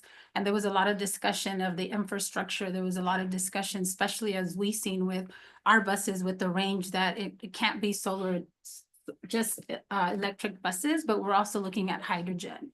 And so the hydrogen hub, I know that some of the funding that the state received was through the federal for the Arches program. So do you anticipate that there's going to be any impacts to that? Because I know that was for the expansion of the hydrogen fuel buses and to expand the production of hydrogen. So do you anticipate there be any reduction in that program? Because I know that was a big topic of discussion. And as we're going to prepare for next year to look at our priorities, I think that's really important for us. If we're going to meet the goals that the state has in terms of electrification, we also need to look at the different types of fuel that we need to be able to accommodate for our boundaries and, you know, our rural areas. Mhm. We certainly will see energy issues get a lot of attention, and particularly supporting what the Trump administration sees as a more national security oriented approach to energy, which is producing fossil fuels at the end of the day.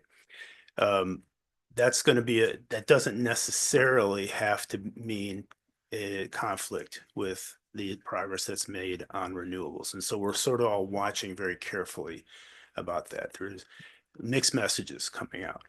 If you think about the two big events that happened in the Biden administration, one is the infrastructure law in 2021, which was primarily funding, grant programs. And then the Inflation Reduction Act, which happened in 2022, which included a lot of tax incentives. And this is the legislation that tweaked the incentives to buy an electric car, for instance, or build the infrastructure to support EV charging and whatnot. Of those two approaches, I would say, well, first I'd say those programs have become embedded in the economy, and it's not going to be easy to unwind that. But what I think will happen is some of the tax provisions are going to be repealed, and they're going to use them for offsets for their particular tax issues, whatever it may be. We don't know which ones it will be, but I'm expecting at least some of them would be gone after. I don't think they're going to reach back to the infrastructure law and to go after that funding. And that is something. Yeah, thank you for that. And just my last comment, Chair, if I may, I know we heard this a lot at the CTA conference, but if we can get, I think for us, because many of us meet with our legislators, especially our local legislators. I know obviously Congressman Jimmy Panetta is very well aware and in tune with MST, but we also have our Congresswoman Zoe Lofgren, and other legislators that we can meet at the state level as well. So if we can have some talking points, because I know I saw it in the state and the federal, that's going to be really critical for us moving forward. It's just making sure that we have a higher profile with our legislators. But I think as directors, if we can have just some really quick bullet points from MST in terms of what are some of those issues, key issues that we really need to be honing in on. Can I respond to that? Okay. Yeah, our California Transit Association has a federal legislative committee that I've been sitting on. Michelle has been sitting on the state, and I believe you're taking over my seat on the federal, right, this coming year? Yeah, so there is a statewide federal legislative committee and we go as a state transit presence representing the entire state, having multiple meetings with all of the state delegation. And we can share those talking points with you because we have them. So that's something that's easy for me because I'm not on the committee anymore. So I can say that's something that Michelle will be able to provide in the packets. Yeah, and if we can make it really specific also to our needs, because when we're Absolutely. talking to our legislators, it's a lot of for our needs, but to be able to address that really quick. Yep. And share that. We can do that. Okay, thank you. Any other directors at this time? Director Neil, yes. Thank you. Thank you for your presentation. Appreciate that. I'm just curious, does Trump administration, have they selected do you deal with like Department of Transportation or a subcommittee or who they select for Department of Transportation? Sean Duffy. Sean Duffy, Okay. but he hasn't been approved yet. Is he a millionaire? Has he? Yeah. Hasn't been approved. Yeah, yet. they're putting the names out there. Nobody gets nominated until he's Right. president. Right. The Senate will have their hands full confirming the cabinet officials and other folks that have been nominated or that will be nominated. And some of them are kind of challenging for the Senate to confirm. Actually, Duffy was a pleasant surprise in some ways. They could have gone more mainstream. Some of the names that were floated certainly had more transportation experience, but they could have, you see some of the other names that are being nominated in other areas, and we're thankful we got Sean Duffy. Yeah, and Jeremy, I just looked it up, but Duffy, for those of you who don't know, Duffy was a U.S. House of Representatives from 2011 to 2019 in Wisconsin, 7th Congressional District. So, yeah. And Madison has transit, and Milwaukee has transit, and Green Bay has transit. Yes. Buses are made, our trolleys are made in Crandon, Wisconsin. So, you know, it's not bad. I'm not personally upset with that We're not, at all yeah. because It's actually a good choice. I like I the think it is optimism, too. yeah. you gotta have optimism. And it isn't that unusual for a Secretary of Transportation to be brought in from someplace that didn't necessarily have direct experience with transportation programs. It's not unusual. You wouldn't want someone running the Defense Department that had never had anything to do with the military. But in the Department of Transportation, it's sort of done in the past, and so that's not necessarily a bad sign that he doesn't have a lot of transportation experience. Well, Buttigieg never served on the transit No. board or. Right. Exactly. Transportation. Yeah. Exactly. He was the former mayor. Yeah, exactly. That was it. And it No should- transportation. Yep. Yeah. Exactly. That's right. Well, we all know it's the staff that really Yes. runs things. Yeah. I would never say that. Of course not. We appreciate that. Not publicly. Okay. Well, with that, any other directors? Comments? And if not, we'll go ahead and move on to public comments. Public comment is open.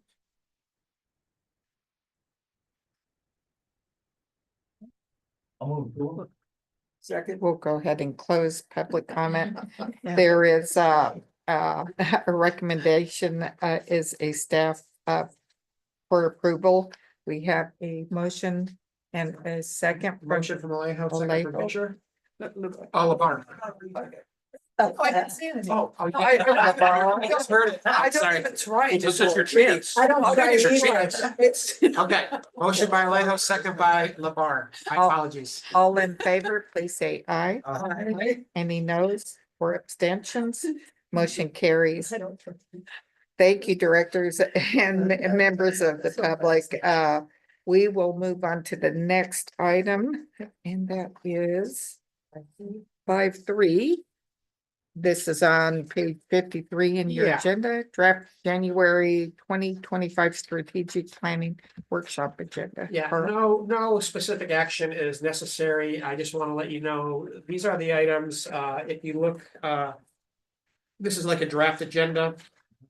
We'll have some recognition, for some board members who've served 10 years coming up. Mr. Labar, Mr. Pacheco. Moving on to the action item. The action item will be, really conduct our annual, kind of strategic plan update.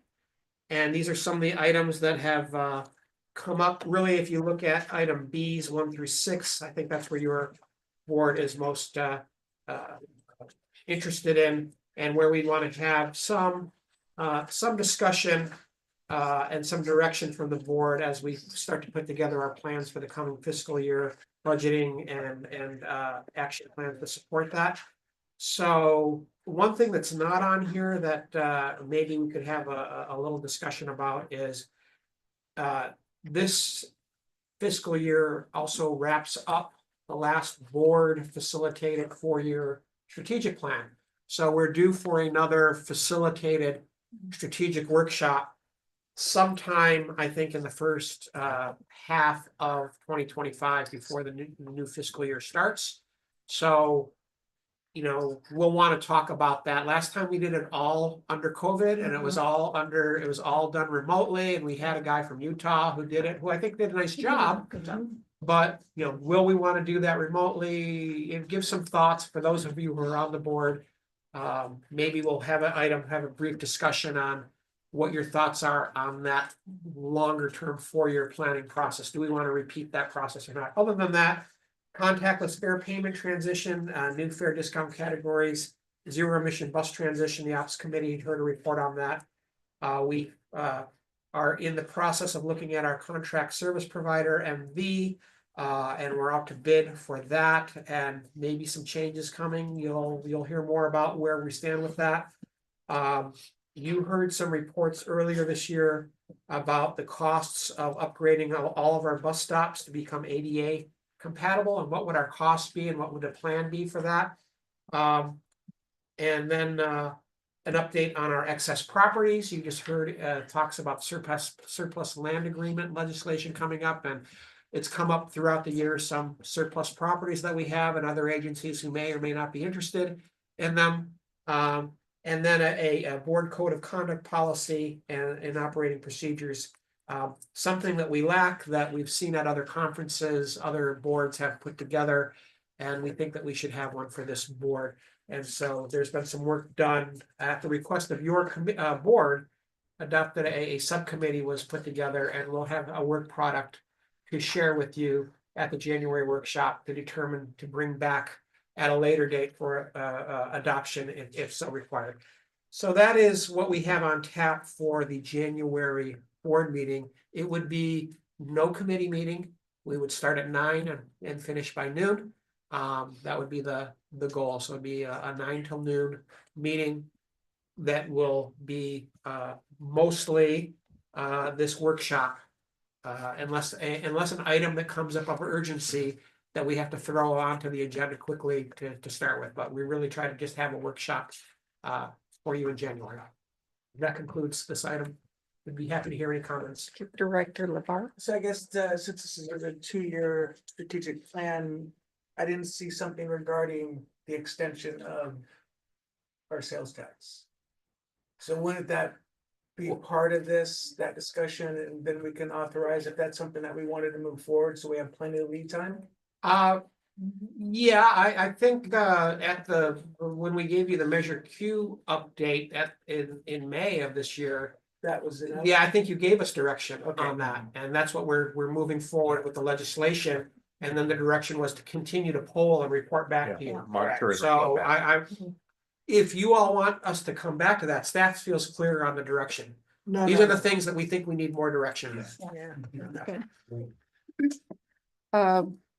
Carl, will we be in January, will we be receiving the bids for the Greenfield extension? No, we'll have those Okay. for you in February. February, okay. We'll get, just wanted to we'll see if get you the bids are due back to staff for review in January. We'll do the analysis and come back with a recommendation in February. Okay. Any other, thank you, any other directors? Any questions or comments? And if none, we'll go ahead and move to public comment. Public comment is open. You see no Not public seeing comment? any. We'll go ahead and close public comment. And so do we need to bring this back for there's a staff recommendation? Yeah, I will work with, you. I will work with you, Chair, to finalize the agenda for the January workshop. So before we publish it, we'll run it by you. And if you have any comments, if nothing's coming to you now, but maybe you have something or an idea comes to you later, let me know or the chair know, and let's try to get it done before, when does our offices close? When is our last day? Does anyone have? I think it's the 20, whatever that Friday, Christmas. Okay, the Friday before Christmas, let us know, because we'll want to have that agenda pretty much put to bed, not mailed, but we'll have it ready to go so that we can mail it right after New Year's Day. We'll have that. 20th, Carl. Yeah, so please let us know before the 20th if you have comments on this item, and staff will be working furiously to have that agenda put together so that all we have to do is come back after New Year's, drop it in the mail and be done. Okay. Sounds good. And so looks like we have the consensus. Yep. This is happening. Okay. Yeah, that's what I hear. All right. Well, I hear something else. so we don't need a motion, right? Nope. Okay, well, with that, we'll move on to, we've already addressed item 5.4. So we will move on to recognitions. And this is item 6, and we'll begin with 6.1. 6.1, yes. Norm. Madam Chair, thank you. I'll be up here for 6.1 and 6.2. Okay. Yeah. So it's my pleasure to announce that MST, we've selected the utility service worker. His name is Esteban Garcia as the employee of the month for December. For over 4 years, Esteban has consistently demonstrated exceptional dedication to ensuring that our vehicles, all of our vehicles, our buses, our trucks, every piece of equipment that has wheels on it that we can drive, are cleaned, fueled, and available for the next day's service. He does an excellent job ensuring that all of our equipment is clean. We've got comments from his peers that work with him in South County. They wanted to make sure that his efforts were noticed, not just by them, but by everybody. They've expressed their appreciation for his outstanding performance. Like I said, he's been here for 4 years. His colleagues describe him as reliable, dependable. He's got a great demeanor, very nice young man to work with. And for these reasons, we've selected him for the Employee of the Month for December 2024. Unfortunately, he's not going to be able to join us today, but we have expressed to him our appreciation as well. And so, Esteban, join me in congratulating him.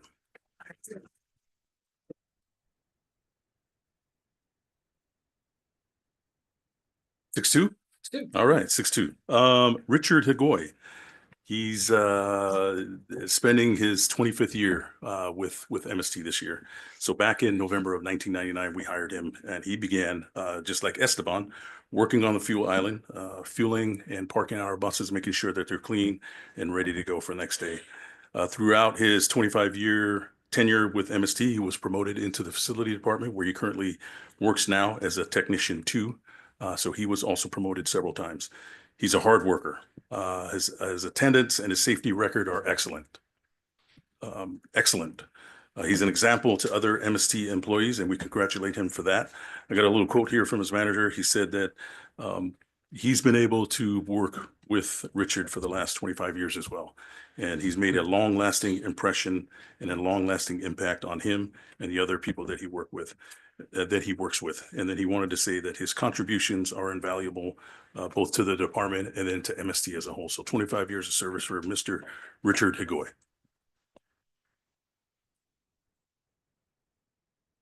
Thank you, Norman. On behalf of the board, we extend our gratitude and thanks for these exemplary employees.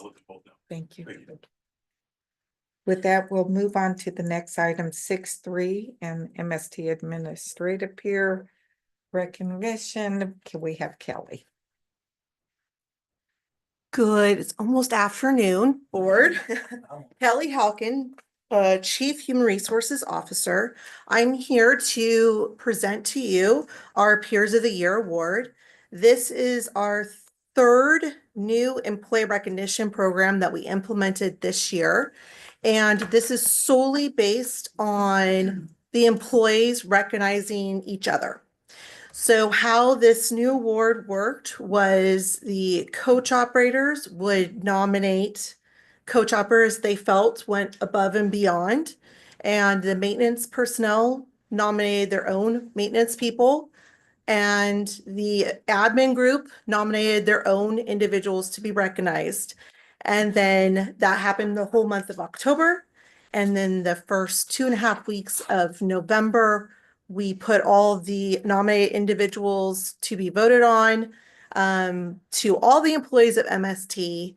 And we actually had over close to 80 individuals vote for their favorite peer of the year.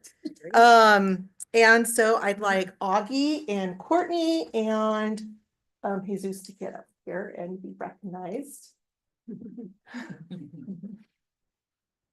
So Jesus is our coach operator peer of the year that was nominated and voted upon by his peers. You guys want to scoot over so you can all be seen. Try to hide behind me. Okay. And Courtney Neff is an operations superintendent here at MST, and she was our admin recognized peer of the year. And then we have Augie, who is a mechanic A for us at MST, and he was recognized by his maintenance peers as the peer of the year for the maintenance department. So with that, I'd like to present to you Augie, Courtney, and Jesus as our 2004 peers of the year.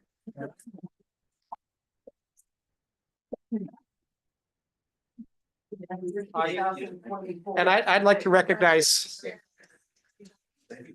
recognize Kelly, who pulled off 3 new recognition awards this year. We did the People's Choice Award, where we asked our customers to vote for their favorite coach operator, and got a ton of social media traffic as a result of that. People really liked it. And then we did our Right Way Award for those operators who exemplified in the tradition of Clarence Jack Wright the attributes that we want to achieve as public servants. And now this third one, our peer of the year, those people who are our own employees get to vote on. So thank you, Kelly, and thank you, Courtney and Jose. Augie, there you are, right behind me. All right, stuck up on me. All right, thank you. Let's get a picture. Kelly, you want to join us? No. No? Come on, right here.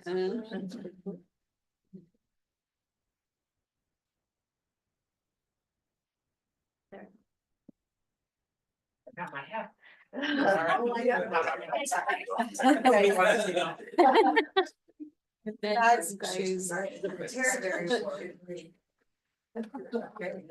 That's great. Thank you.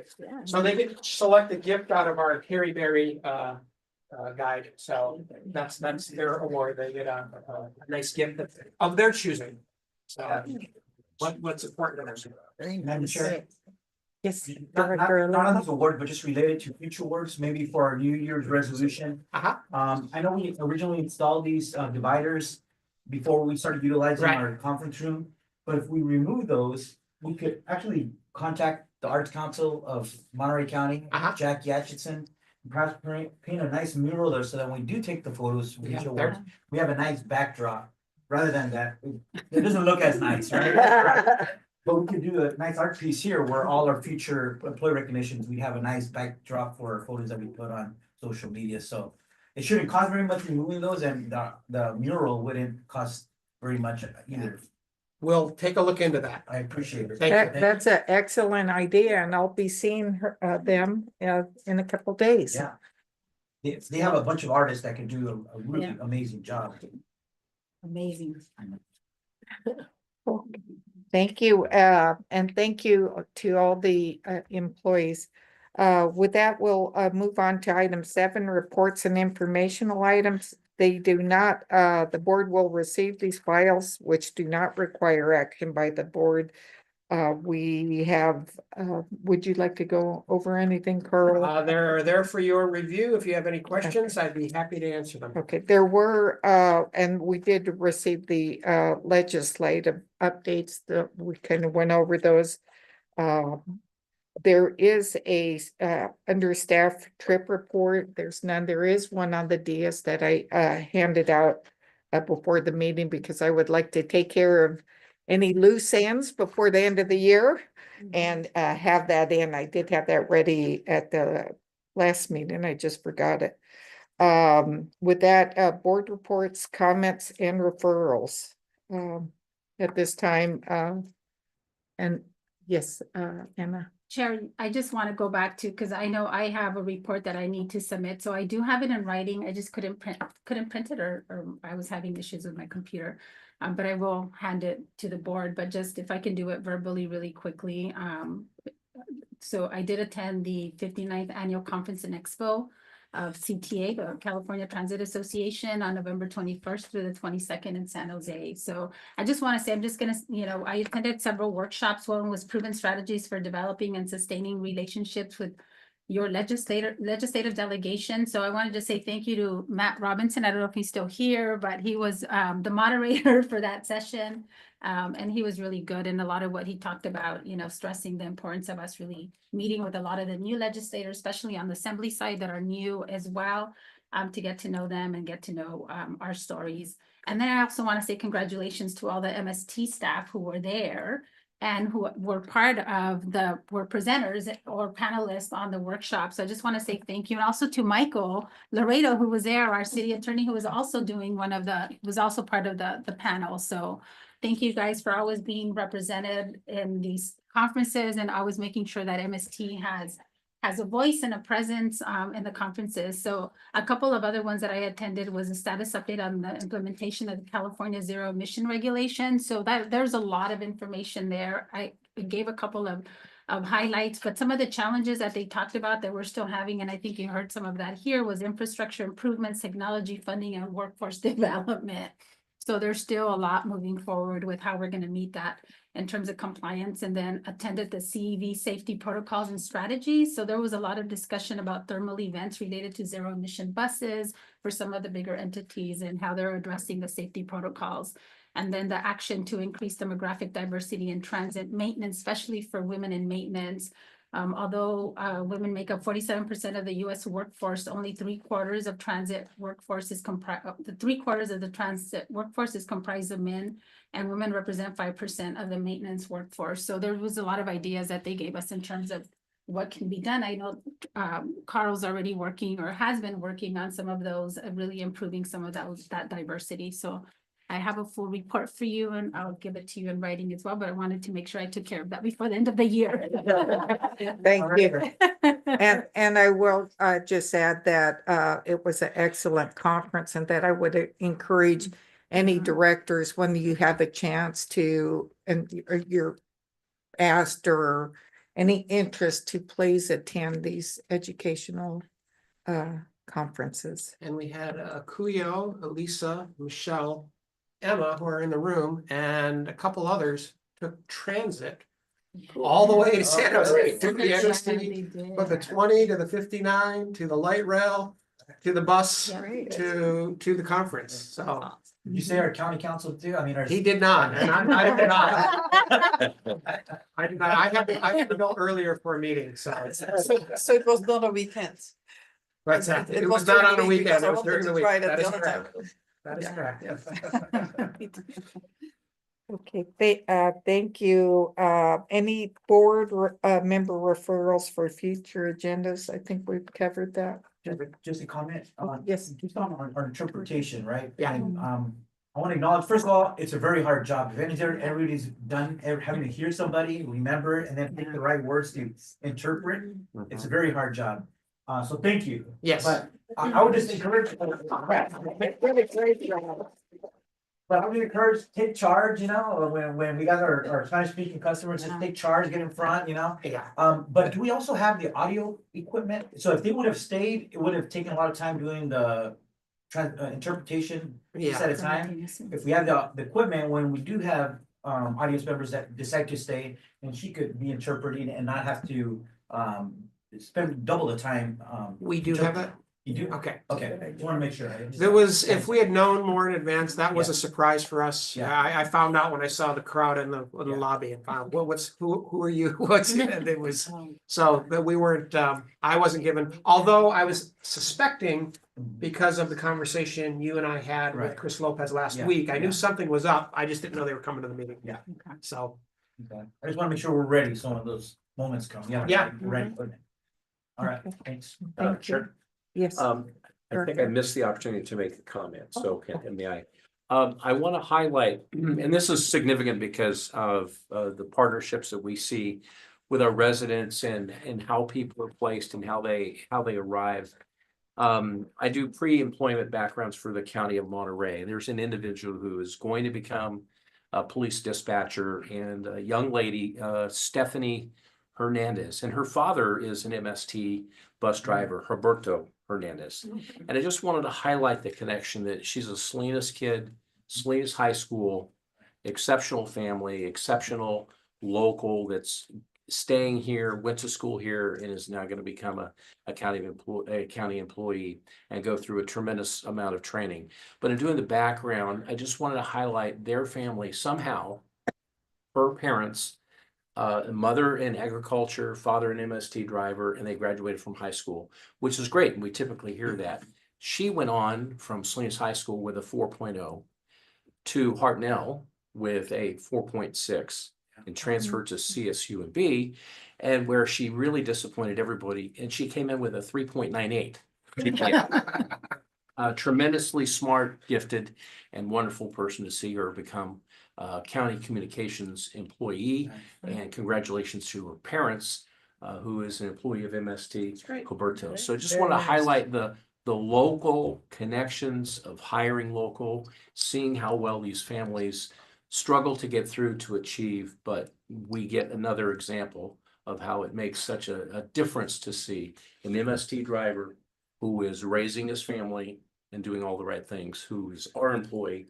And we have another person who's staying here to go to work for the county. So just want to highlight the Hernandez family. Right. Thank you.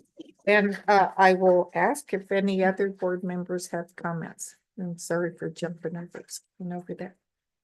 And not seeing any, we'll go ahead and move to their item 10. There is no closed session. So with that, we will go ahead and adjourn this meeting. The next regular meeting will be January 13th at 9 a.m. and we will reconvene into the Monterey Salinas Transit Corporation meeting. the longest item on this agenda will be the roll call. So with that, let me move on, find the agenda. So with that, we will go ahead and call this meeting to order, I believe. We're all here. And the time is 12:03. Do we need a roll call? We're all here. You would need a roll call? Cuyo, roll call. Quickly. Here. City of Del Rey Oaks. Here. City of Gonzales. Here. City of Greenfield. Here. City of King. Present. City of Marina. Here. City of Monterey, Present. City of Pacific Grove, Here. City of Salinas, City of San City, Here. City of Seaside, Here. City of Soledad, Here. and County of Monterey. Present.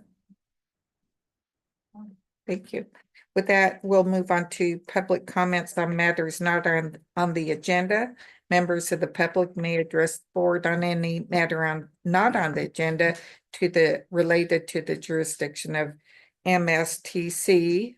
At this time, there is a limit of not more than 3 minutes for each speaker, and the board will not take action or respond immediately to public comments presented, but may choose to follow up at a later time, either individually through staff or on another agenda.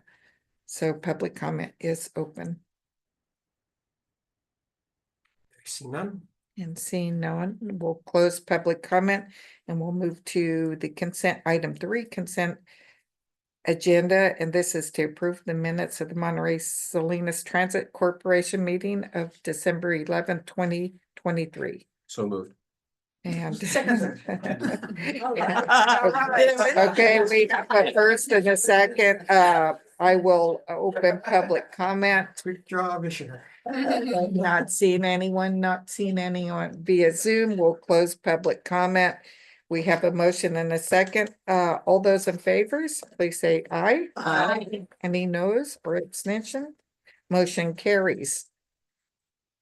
With that, we will move on to action items. Item 4, and this is to receive a report on corporation matters from 2024. Lisa. Yes, thank you. There were no corporation matters that we dealt with in 2024. That's my report. I'll be happy to answer any questions. Okay. Directors, not seeing any questions or comments. We'll move on to public comment. Public comment is open. And not seeing any, we'll close public comment. And directors, there was a recommendation to receive the report on court matters from 2024. So was there a motion to receive? We don't need a motion. We don't need one. It's received. Okay, received. And with that, we'll move on to reports and informational items. There are none. So at this time, we'll adjourn this meeting, and that was a 3-minute meeting.